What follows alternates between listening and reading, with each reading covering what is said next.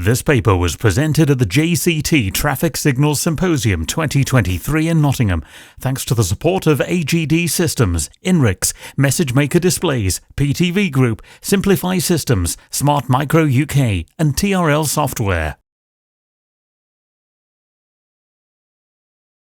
Great to be here, great to see you all. It's great to finally be on stage because, as Paul said earlier this morning, if any of you were here last year, you remember we did this in the week, sadly, that the Queen died, and being a civil servant, I wasn't able to speak, so I was able to just sit there and stare at Paul as he presented to be me, which he did better than I do. But this year, I can actually speak to you in real time and in person, and I've got a few things to talk to you about, but I do realise that I am the warm-up act here, and for this session, the stars of the show really are over there, so I will keep this fairly brief. But I've just got a few updates on what's happening down in the DfT that you might be interested in, and a few things to talk about. So the thing I want to start off by talking about is the £15 million we handed out in 2021, the traffic signal maintenance grant that 39 authorities, many of you who are here today, benefited from and were able to use to update traffic signal sites and undertake some maintenance. And this was a really important thing, not because it was a huge amount of money, but because it was a change in the way that DfT thinks about maintenance. And it was the first time, certainly in my living memory, and being the age I am, that's quite a long living memory, it was the first time I can remember where the DfT specifically allocated some of its maintenance pot to fix traffic lights, to make traffic lights work, to make signals work, to deal with detection, to deal with lots of the on-street niggles that we know affects performance. And we know that any one of us can pluck a figure out the air, but we know that somewhere north of 50% of signals in England have some kind of defect that stops them working to their optimum. So we know there's some stuff to do here, but there was a case to prove in the department that this was worth doing. We know that it's worth spending money on carriageways, we know it's worth spending money on structures and flood alleviation, and we do lots of that. And any of you that work in the bits of your authority that get the yearly determination letters will know that we give you blocks of money for all sorts of things. 2021 was the first time we allocated money specifically for signals. So there was a real test of two things there. There was a test of, if we inject £15 million into the sector, will it deliver? And there's a second test of, if it delivers, will it make a difference? Well, we passed both of those with flying colours, so I want to congratulate all of you in the public sector and in industry that helped us spend that money. We delivered something like 240 traffic signal site improvements with that funding across 39 different authorities.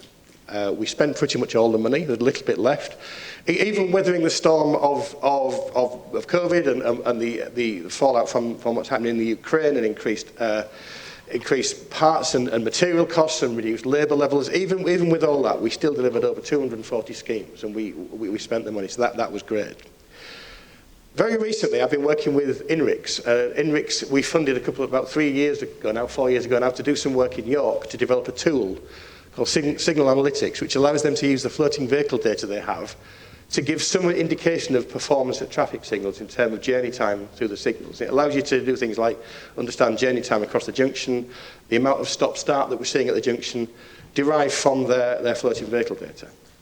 So the agreement with INRIX was that once we had a view of the sites that had been upgraded through our funding, we could drop them in from the helicopter funded by DfT, so there was no impact in terms of effort on the local authorities, and we could start to analyse the effects of the sites that we knew had been improved. And that's been astonishingly good. We've found that at sites where authorities improved traffic signals rather than mid-block and pedestrians, but actually improved sets of traffic signals, we're seeing an average of 10% reduction in vehicle journey time. 10% reduction. Now, to go back to the point that was made before about, is that a good thing? Does that just encourage commuting? Well, potentially, but what it does mean is that's less stop-start, that's less emissions, that's more stable journeys. That's potentially better public transport services, because in this country, in most places, public transport runs with the live traffic. As we move towards EV, it's better EV performance, because EVs work much better if they can have stable, constant speed journeys and not stop-start. So we really proved, we really aced that. We really proved to other people in the department and ultimately the Treasury and other people in government, we really proved that there is benefit, real tangible benefit in us spending money in that area. Now, what I would love to be able to do now is steal the show by announcing an increased amount, a massive amount of funding to continue to do that great thing. Unfortunately, I can't. That doesn't mean I won't, it just means I can't today. But we are working to do that. We are working to see what options we have to continue that great work and put more money into what we know is happening, what we know we can do in terms of in terms of maintenance. So all I can say is watch this space. And watch this space around issues such as obsolescence as well. Some of you in the room from local authorities, some from the large signal suppliers will know I've been asking questions this year about what are we doing as a sector about the fact that we are running out of halogen lamps. And the rate we're converting halogen to LED means that we will still be trying to convert to LED when there are no more halogen lamps. We need to accelerate that. We know that there is a cliff edge coming in terms of 2G and 3G communications. They are going to be switched off. That spectrum is going to be reallocated. 3G switch off has already started in some parts of the country. We know that the PSTN, the public telephone network, the copper wire, is going to be switched off. We know that the Openreach, that BT have a date to turn off the public telephone network. These are all things that will impact the way that on-street technology works, and we recognise that. And we're working to see what we can do to help with that. So, again, watch this space.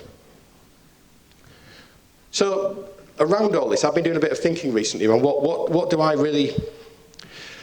think traffic signals are for? What are we doing with traffic signals? And we know what we're doing with them, we know the technology, we know the minutiae of that, but fundamentally, as we try and sell this to my political masters and to yours as well, what are we really aiming for? And if we can put more funding into traffic signals, if we can fund improvements, what are the things that we would like traffic signals to do better? So I've come up with three challenges, and these are my challenges. This is my interpretation. I'm not making a DfT announcement here. I'm just speculating personally. But I think there are three challenges that as a policy maker, I want signals to deliver better.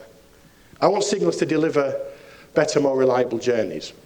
And I think the work we've done with the £15 million proves that can happen. And the work that we've done, the work that James from UNEX showed us this morning, and Andrea from SWACO showed this morning, shows there are lots of ways of doing that. Any of you who follow cycling will know who Dave Brailsford is, and you'll know who Team Sky are, and you'll know about his philosophy of marginal gains, and you fix small things and they accumulate into an overall success. And I think there's a real opportunity to do that. And by doing that, we can achieve the policy aim, the first pillar, the policy aim of more reliable journeys. The second pillar I'm really interested in is promoting active travel. Using traffic signals as a way of making it easy to cycle and walk, making it easy for people with mobility and sensory disabilities, making it easy with people who are vulnerable to access transport. Allowing them to cross roads safely, allowing them to get through busy junctions, allowing them to deal with this severance that roads cause between residential areas and shopping areas, etc. That's a major win. Traffic signals must be central to how we work with people like Active Travel England to spend their funding to ensure that we deliver better active travel. That's the second pillar. That's the second thing that we should be aiming to achieve. And the third pillar is preparing for the future. We should be preparing for the future. We shouldn't just be repairing what we have now. We should be doing that. That's obviously important. But we should be doing it with one eye to the future.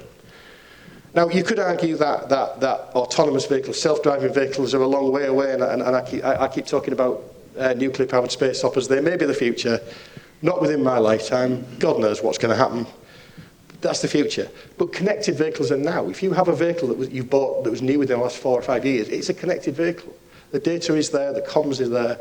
The ability to process that we're seeing in the work that some of the companies here are doing today is there. It's happened.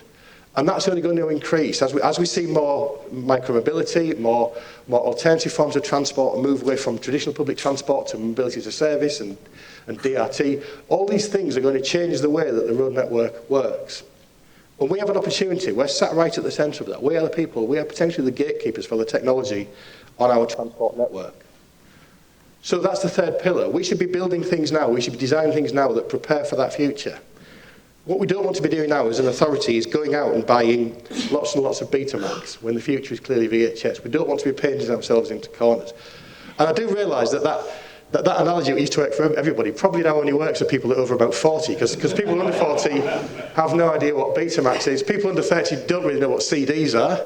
And people in the teens have no idea why you would do anything other than stream music from the internet. But bear with me. We don't want to be buying Betamax when we should be buying VHS. And there's a challenge there. There's a challenge for people leading the industry, a challenge for people working in R&D in the sector, a challenge for people working for companies to make sure that we're selling technology into the sector which is right, which is the right technology, which is good for that. There's a challenge for local authority engineers when you're procuring to think about how you procure and think about how you buy the right technologies.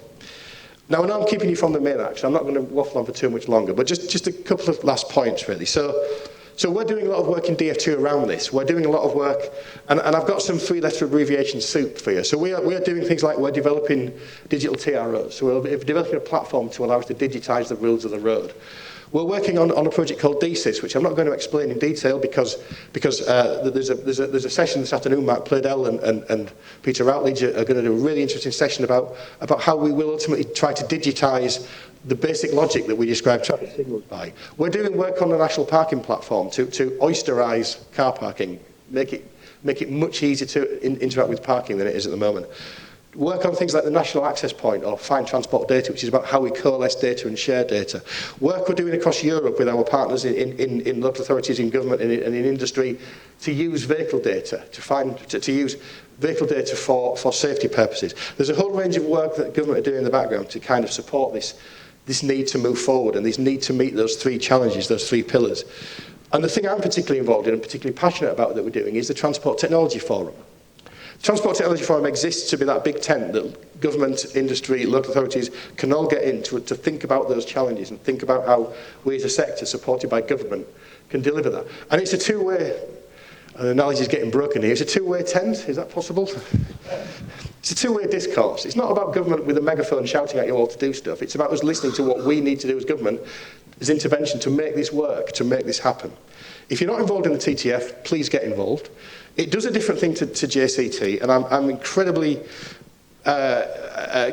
keen on what JCT does. I'm incredibly keen to come here whenever I can and speak, because this is a fantastic forum for really getting our sleeves rolled up and getting into the minutiae. TTF is different. It's all about how we interact with government, how we set policy, how we procure things. It's a different thing, but it's of equal interest. It's a much more government-focused thing, but I think it's really important. And just to finish on, one of the things that the TTF is doing at the moment, going back to this idea of we need to be future-proof in buying the right technology, is we've just published something called the Manual for Smart Streets, which is a guide, an online guide, which sits on the TTF website. Please go and look at it, which guides you through the process for buying technology in a whole range of delivery areas. And it focuses on the policy outcomes we want to achieve. It doesn't focus on black boxes we buy. It focuses on the policies we want to achieve, the services we want to deliver, and the life cycle of how you will go from conceptualising that through design, procurement, delivery, operation. It's not perfect. It's in its beta form. I need as many people as possible to go and look at it, comment on it, throw rocks at it, let me know what's wrong with it, because it's something that I have opportunity to continue to fund and grow and develop, and something that I want to become as important to this sector as DMRB, the Design Manual for Roads and Bridges, is to the concrete and tarmac brigade.